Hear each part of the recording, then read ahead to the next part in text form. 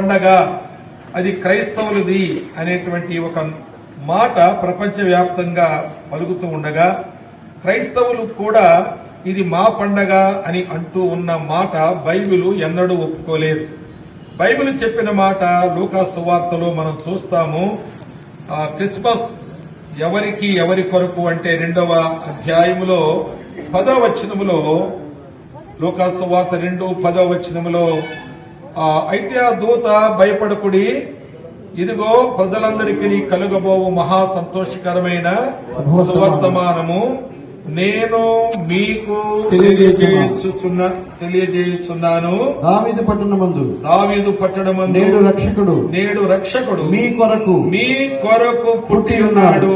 దేవదూతలు చెబుతున్నారు మీ కొరకు అంటే ఆయనతో యుగాయుగముల నుండి ఉంటూ ఆయన చుట్టూ వేలాదిగా ఉన్న దూత గణాలలో నుండి వచ్చిన దూత చెబుతున్న మాట, ఆయన పరిశుద్ధుడు పరిశుద్ధుడు పరిశుద్ధుడు అనే మాట యుగాయుగముల నుండి పలుకుతున్నటువంటి దూతలలో వచ్చిన దూత చెప్పే మాట, మీకు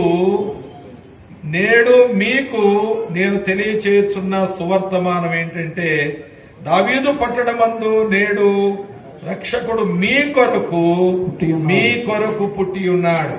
ఈయన ప్రభువైన క్రీస్తు. ప్రజలందరికీ ఆయన ప్రభువైన క్రీస్తు, క్రైస్తవులకు మాత్రమే కాదు. ఆయన అందరి రక్షణ కొరకు ఈ లోకమునకు వచ్చినవాడు. సర్వలోక మానవాళి పాప పరిహారార్థ నిమిత్తమై ఈ లోకములోనికి దేవుని బహుమానముగా వచ్చినటువంటి వాడు. ఈ బహుమానము అందరూ ఒకేసారి అందుకోకపోయినా అంచెంచులుగా ఈ బహుమానాన్ని అందుకుంటున్న వారిలో నేనొకడిని, మీరు కూడా ఒకరు. ఇంకా అనేకులు ఇక్కడ రాని వారు ఉన్నారు. ప్రపంచ వ్యాప్తంగా కోట్లాది మంది ఈ బహుమానాన్ని అందుకుంటున్నటువంటి వారు ఇంకా ఉంటూనే ఉన్నారు. ప్రభువైన యేసుక్రీస్తు అనే బహుమానాన్ని ఎవరు అందుకుంటారో వారికి ఈ లోకముతో పని లేదు. ఈ లోక విధానములలో లోకపు ఆశలతో లోకపు ఆశయాలతో వారు ముడిపెట్టుకోకుండా వారిని వారు పరలోక రాజ్య సంబంధమైనటువంటి ఆధ్యాత్మిక సౌభాగ్యవంతులుగా చూసుకుంటూ ఎల్లప్పుడూ ఆనందిస్తూ ఉన్నారు. ఈ లోకంలో నాకేముంది అనే ప్రశ్న లేకుండా పరలోకములో నాకేముంది అనేటువంటి ఆశతో వారు జీవిస్తూ ఉన్నారు.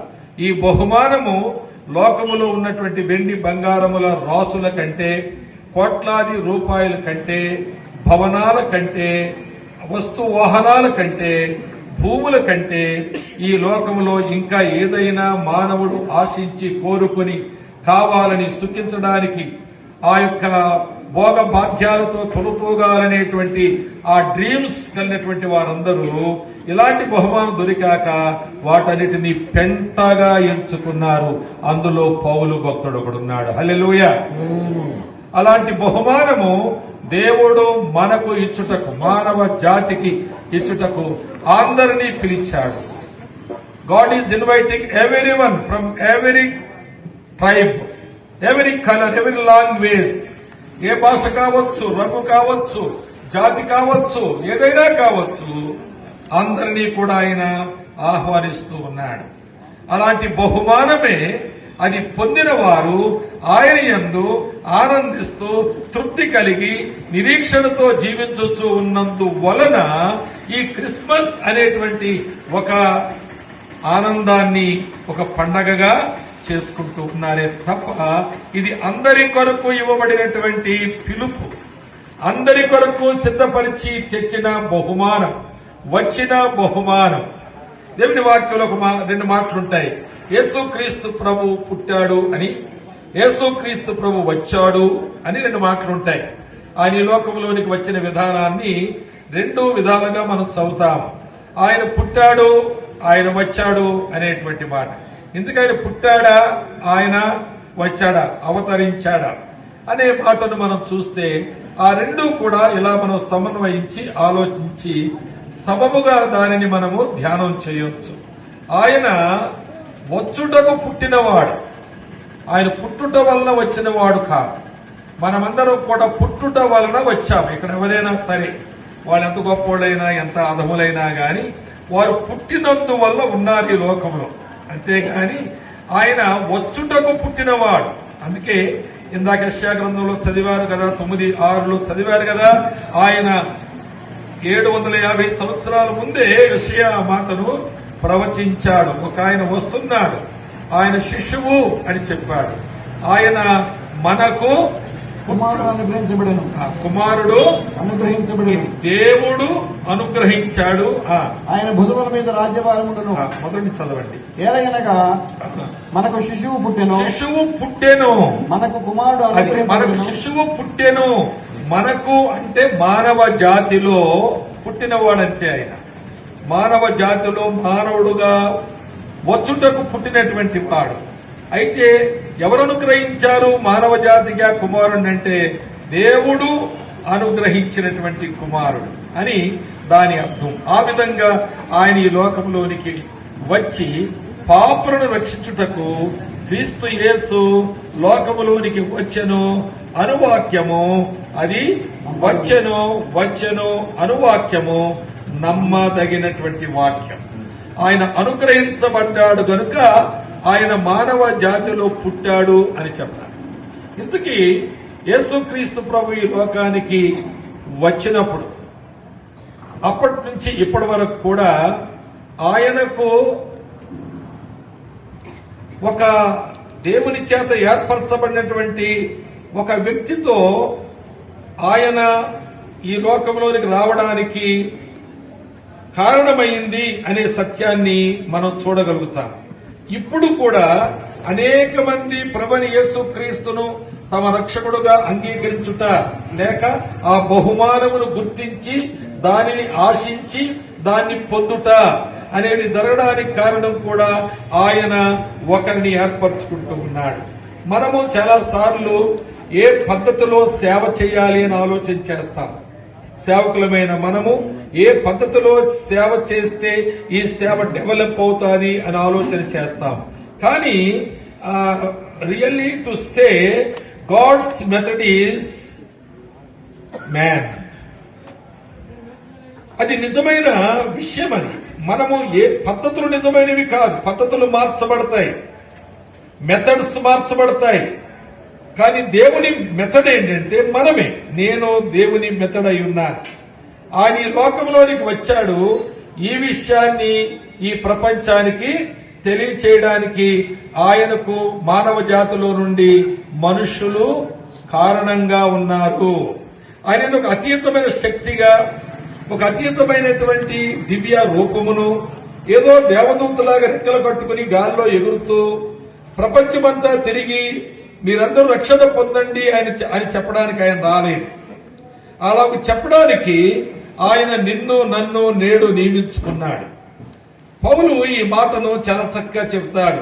కొలస్సే పత్రికలో 1వ అధ్యాయములో 24వ వచనములో అనుకుంటా ఆయన ఇలా చెబుతాడు, సంఘము నిమిత్తము క్రీస్తు పడిన పాటలలో కొదువైన వాటిని నేను నా వంతుగా నా శరీరంలో నేను అనుభవిస్తూ నేను సంపూర్ణము చేయాలని నేను పరిచయం చేస్తున్నాను, ప్రయాసపడుతున్నాను, కొరడా దెబ్బలు తింటున్నాను, నేను జాగరణ చేస్తున్నాను, నేను ఉపవాసాలు ఉన్నాను, నేను చెరసాల్లో ఉంటున్నాను, బొండలు వేయబడుతున్నాను, లోపల చెరసాల్లో పడవేసి నన్ను హింసిస్తూ ఉన్నారు.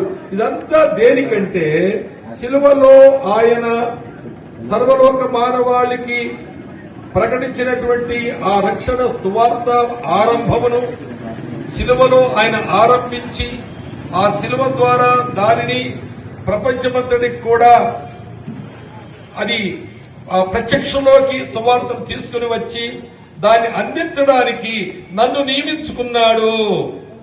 కనుక పౌలు అంటాడు, నేను యేసు క్రీస్తును లోకమునకు అందించడానికి ఒక మీన్స్, ఒక కారణంగా నేనున్నాను, ఒక సాధనంగా, ఒక వాహనంగా నేనున్నాను అని ఆయన చెబుతాడు. అందుకే యేసుక్రీస్తు పడిన పాటలో కొదువ అంటే యేసు ప్రభు ఏమన్నా సరిగా దెబ్బలు తినలేదా, లేక పూర్తిగా చచ్చిపోలేదా?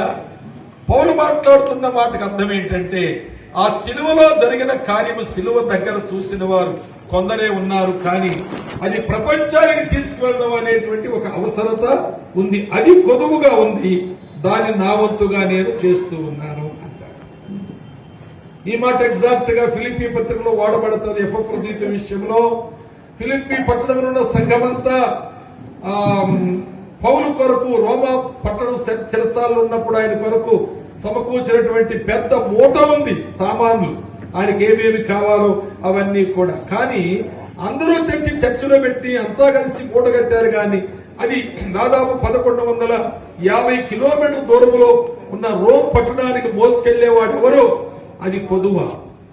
ఆ మూటలో అన్ని అవసరములు తీర్చబెట్టట్లుగా వారు తీసుకువచ్చి సమకూర్చారు. కానీ దాన్ని తీసుకెళ్లేవాడు కొదువుగా ఉన్నప్పుడు ఎపఫ్రోదితు తన ప్రాణమును తెగించి ఆయన వాటిని పట్టుకొని ఆ చెరసాల వరకు దాన్ని మోసుకుని వెళ్ళాడు, తీసుకుని వెళ్ళాడు. అలా వెళుతూ ఆయన వ్యాధిగ్రస్తుడయ్యాడు. చివరికి చావు వరకు ఆయన పరిస్థితులు వెళ్లిపోయి పౌలు అంటాడు, ఆయన మరణిస్తాడని నేనెంతో భయపడి దుఃఖం మీద దుఃఖం కలుగుతుందని నేనెంతో వేదన పడుతుండగా దేవుడు అతన్ని కనికరించి బ్రతికించాడు అని ఎపఫ్రోదితు గురించి చెబుతూ ఉంటాడు. కాబట్టి ప్రియులారా, ఈ సమయంలో మనమందరము ఈ సువార్త, ఈ సత్య సువార్త లోకములకు అందించే కొదువ తీర్చేవారుగా ఇక్కడ ఉన్నాం. దైవజనుడు, దేవుని సేవకుడు అనగా ఒక దేవుని సేవకుడు ఎలాంటి వాడంటే, ఒక ఎమ్మెల్యే గారు ఆ యొక్క కాన్స్టిట్యూన్స్ సంతతికి కూడా ఎలాగూ ఎమ్మెల్యేగా ఆయన ఉంటారో, ఒక ఎంఆర్ఓ గారు మండలానికి అంతటికి ఆయన అవసరమైన వ్యక్తికి ఎలా ఉంటారో, ఒక డాక్టరు ఆ గ్రామంలో ఉన్న ప్రతి కులం వారికి, ప్రతి జెండర్ లేక స్త్రీలకైనా పురుషులకైనా పిల్లలకైనా ఆయన అవసరంగా ఎలా ఉంటాడో, అలాగే దేవుని సేవకులమైన మనము దైవజనులము అనగా అందరికీ అవసరమైన వారుగా మనం ఉన్నాము. ఏంటి, అందరికీ ఏం అవసరం ఉంది? ఒకరికి అనారోగ్యం ఉంటే డాక్టర్ అవసరమైనట్టు, ఒకరు తమ పాపములో నశించిపోక ముందే వారికి మనము ఈ సువార్తను తీసుకువెళ్లి అందించే అవసరము ఉంది. అతని టాబ్లెట్ అవసరము, ప్రతి వ్యక్తికి సువార్త అవసరం. రోగికి ఒక మందు అవసరము, కానీ ప్రతి ఒక్కరికి సువార్త అవసరం. మన ధర్మం, మన బాధ్యత అది చాలా గొప్పది. నేను మిమ్మల్ని ఒక ధ్యానములో తీసుకువెళ్లి ఎవరి గురించి వారు ధ్యానం చేసుకునే విధంగా పురికొల్పాలని ఆశిస్తున్నాను. అది నా చివరి సమయంలో.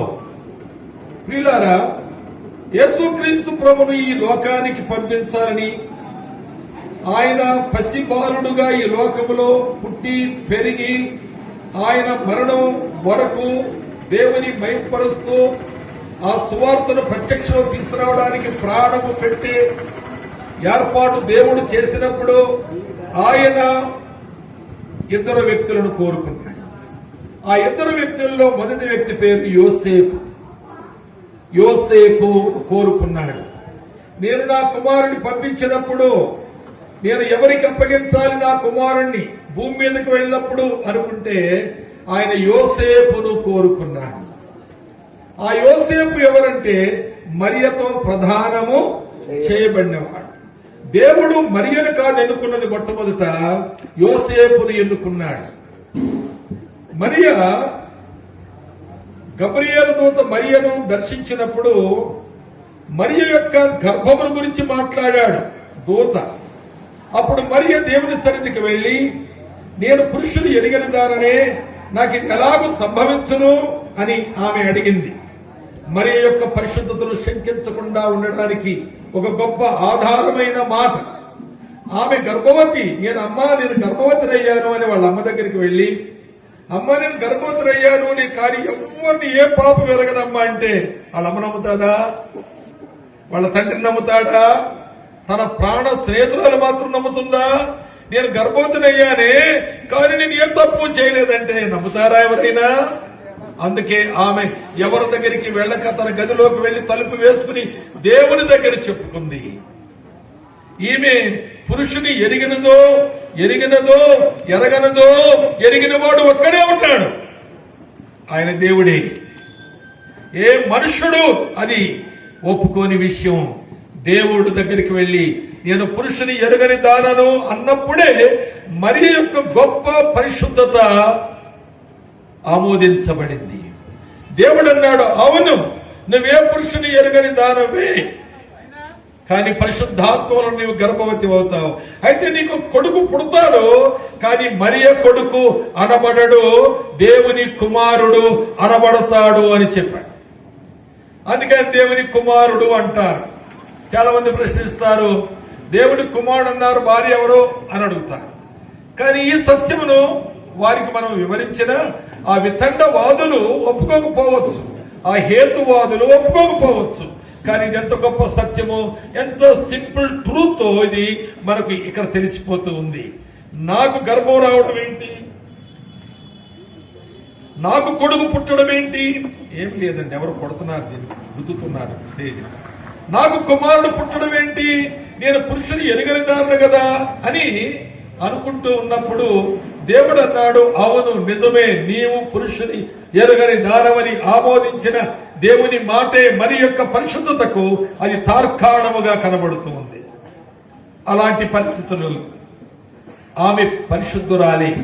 కానీ మనకు ప్రశ్న అడుగుతాను నేను, అసలు పాలస్తీనా ప్రాంతంలో మరియ తప్ప అందరూ పాడైపోయిన కన్యకలేనా? ఇంకా వేరే కన్యకలు ఎవరు, వేరే స్త్రీలు ఎవరు కన్యకలుగా లేరా? అందరూ పురుషుడు ఎదిగిన వాళ్లే గాని ఈ ఒక్కతే పతివ్రతగా ఉందా? ఈ ఒక్కతే కన్యకగా ఉందా? పురుషుడు ఎదిగిన దానికి ఉందా? 100 మంది ఉండొచ్చు, 1000 మంది ఉండొచ్చు కన్యకలు. కానీ దేవుడు ఎందుకు మరియనే సెలెక్ట్ చేసుకున్నాడు అంటే ఆమెకు ప్రధానమైంది. ఆమెకు ప్రధానమైన యోసేపును సెలెక్ట్ చేసుకున్నాడు గనక. ఇప్పుడు ప్రధానము కాని మరొక కన్యక గర్భవతి అయితే తప్పనిసరిగా గవిని దగ్గర నిలబెట్టి రాళ్లు పెట్టి కొట్టి చంపేస్తారు. అప్పుడు ఆదుకునేవారు ఎవరు ఉండరు. అలా ఆదుకునేవాడు కావాలి. అతడు ఎంత మంచోడై ఉండాలి, ఎంత అవమానం తట్టుకోవాలి, ఎంత దేవుని మాటకు లోబడాలి, దేవుడు చేసిన కార్యమని విశ్వసించాలి. అలాంటి వాడు ఎవరైనా ఒకడు వెళితే తప్ప ఆమెను చంపేస్తారు, సమాధి చేసేస్తారు. కాబట్టి అంత నీతిమంతుడెవరు? మత్తయి సువార్త 1వ అధ్యాయంలో 19వ వచనములో ఆయన నీతిమంతుడని,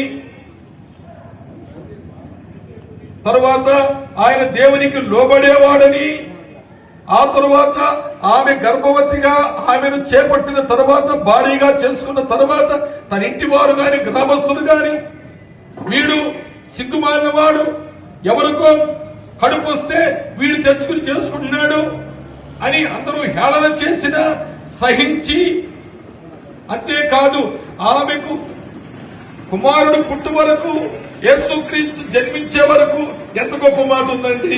25వ వచనములో ఆమె కుమారుని కను వరకు ఎంత పరిశుద్ధత అండి, ఎంత నిగ్రహత అండి.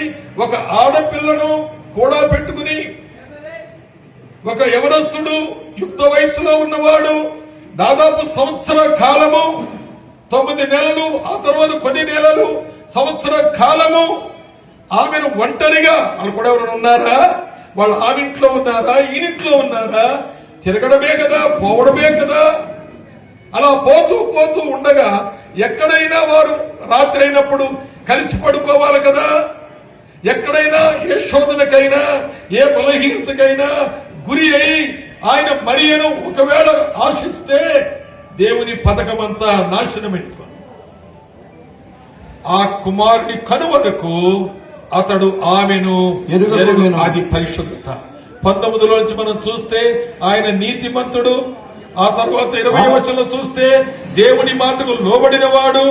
తర్వాత ఎంత సిగ్గైనప్పటికీ కూడా దేవుని మాట చొప్పున సమాజంలో చేసి గవిని దగ్గర కొట్టి చంపేస్తామంటే లేదు, ఆమె గర్భం ధరించినందువలన మీరు చంపనక్కరలేదు, నేను ఆమెకు భర్తను, నేను నాకు ప్రదానం చేయబడింది, నేను ఆ గర్భాన్ని అంగీకరిస్తున్నాను అని అనకపోతే ఆమెను బ్రతకనిచ్చేవారు కాదు ఆ రోజు.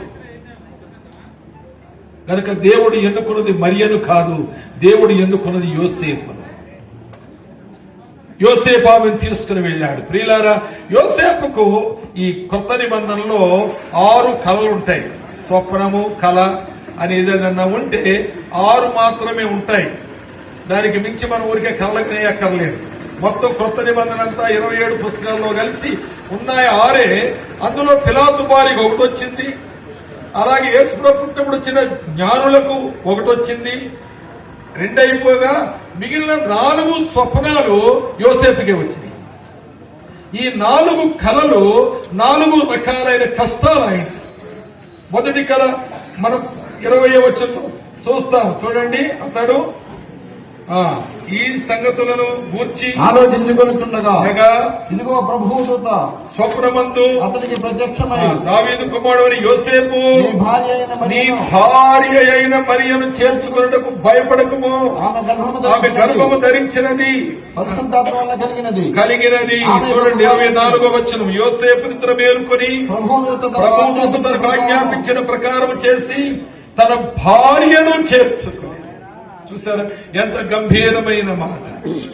ఆ కళ ఎంత కష్టమంటే, తనకు సమాజంలో గౌరవ మర్యాదలు లేకుండా చేసి, వీడు సన్నాసోడురా, వీడేదో మత్తులో పడ్డాడురా, మోహంలో పడ్డాడు, అదెక్కడో ఇంటి మోసం చేసింది, వాటేసుకుంది, లేక వీళ్ళిద్దరే ఎక్కడనే పోయి ఏదైనా చేశారేమో అని ఎల్లప్పుడూ ముద్ర పడిపోయే మాట ఉన్నప్పటికీ కూడా దేవుడు స్వప్నమందు ఏమి చెప్పాడు ఆ మాటకు లోపడ్డట్లుగా మనము చూస్తూ ఉన్నాం. ఆ విధంగా దేవుడు ఆయనను వాడుకున్నాడు. 2వ అధ్యాయంలో మరలా 13వ వచనంలో ఒకసారి కల వచ్చింది, 19వ వచనంలో ఒకసారి కల వచ్చింది, 22, 23 వచనాల్లో ఒకసారి కల వచ్చింది. ఈ విధంగా ఈ 4 కళలు ఆయనకి 4 కష్టాలు. ఎన్ని కష్టాలైనప్పటికీ కూడా యేసు క్రీస్తు ఈ లోకంలోనికి రావడానికి కార్పు మొదలు, ఆమె గర్భంలో ఉన్న మొదటి నెల మొదలుకొని, లేక ఆమె 3 నెలలు అక్కడ ఉండి వచ్చిందన్న కదా, 6 నెలలు, ఆ తర్వాత 6 నెలలు, ఇదంతా లెక్క గడితే ఆ 9 నెలలు, ఆ తర్వాత కొంతకాలము ఆమె గర్భంలో ఉండగా సంరక్షించాడు, సత్రవులో సంరక్షించాడు.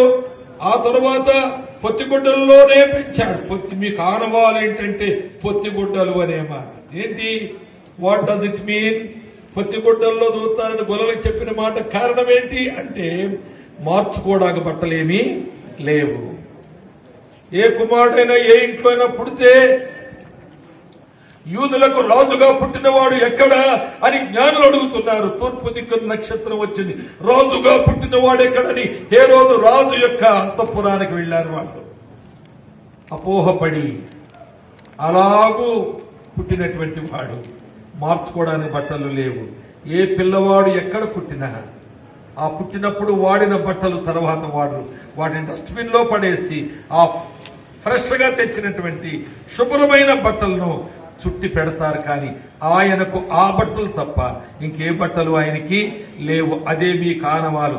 దానికే రక్తపు మరకలు ఉండొచ్చు. ఆ బట్టలు చూడండి ఎలా ఉంటాయో. ఆ బట్టలు మురికి ఉంటాయి, అరకొరగా ఉంటాయి. అదే మీకు ఆనవాలు. మీకు ఆనవాలని మీరు ఆ యొక్క బెత్లెహేం అంతా తిరిగితే ఏ పిల్లవాడు ఆ రోజు పుట్టినా అలా పొత్తిగుడ్డల్లో ఉండడు, ఆయన ఒక్కడే ఉంటాడు. అలాగూ ఎంతకాలం ఉన్నాడు, ఎన్ని రోజులు ఉన్నాడో తెలియదు. చాలా మంది యేసు ప్రభు పాకలో పుట్టాడని బోధలు చేయడమో లేకపోతే పాటలు రాయడమో చేస్తా ఉన్నాను. కానీ యేసు ప్రభు పుట్టుక సందర్భంలో పాక అనే మాట క్రొత్త నిబంధనలు మొత్తం మీద లేదు. కానీ పాకలో పుట్టాడని ఏకేస్తా ఉంటాం మనం చాలా సార్లు.